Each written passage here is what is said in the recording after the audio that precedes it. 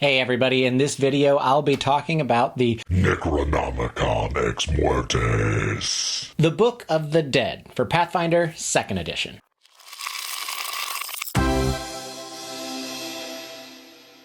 The Book of the Dead is one of the most recent supplemental books to come out from Paizo for Pathfinder 2nd Edition, and there's a lot that they pack into this 200-some-odd pages.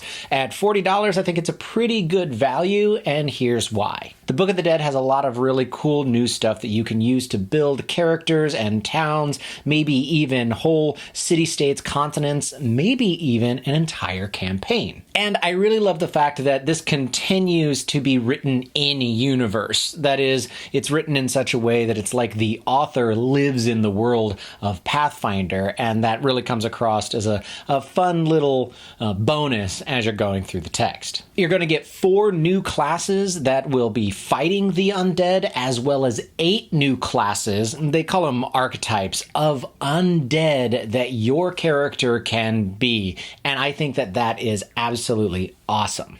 It also has a huge monsters bestiary of undead creatures, some new backgrounds, some cool new items, information on 8 or 9 different cities and the way that they deal with undead. It even has a section that talks about an undead best friend.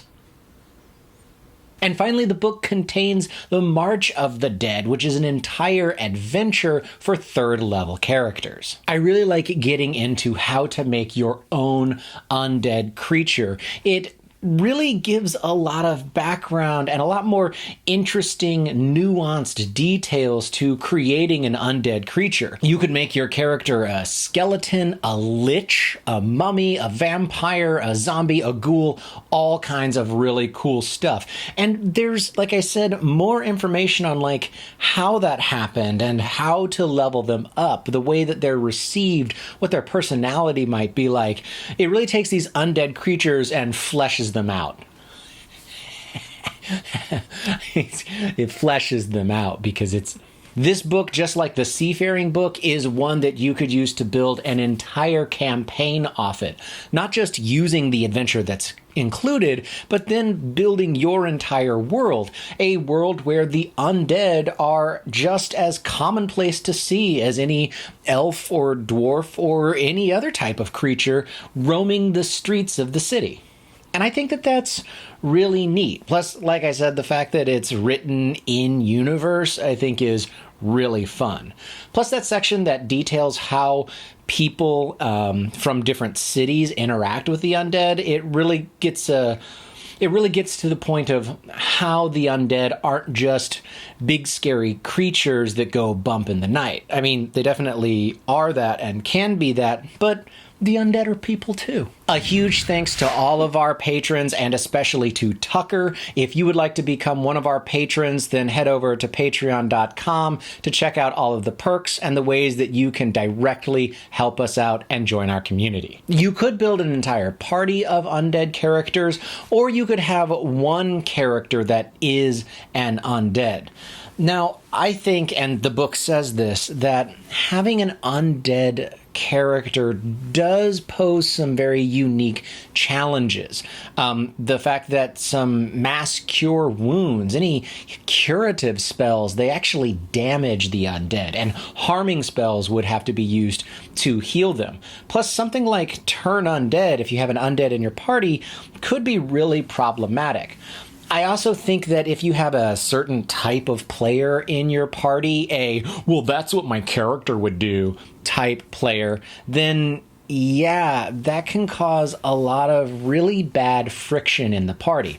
No, I don't think drama or conflict within the party is inherently a bad thing. Having a cleric or a paladin that doesn't get along great with the vampire completely makes sense.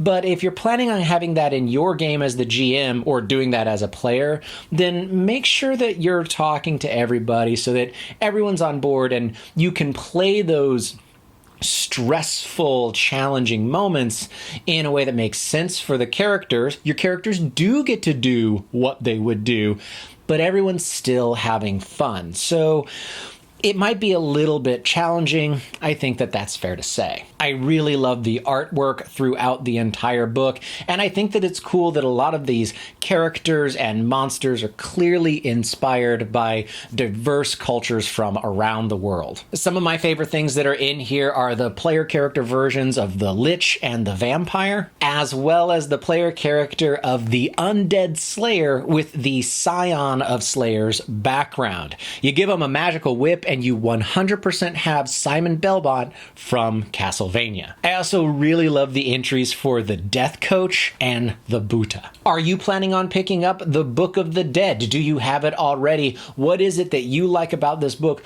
What do you think is really neat? How are you going to incorporate the undead in your next campaign in a new way? I'd love to hear about it in the comment section below. I hope you enjoyed this video, and until next time, I'm Ryan, and this is Roll for Initiative.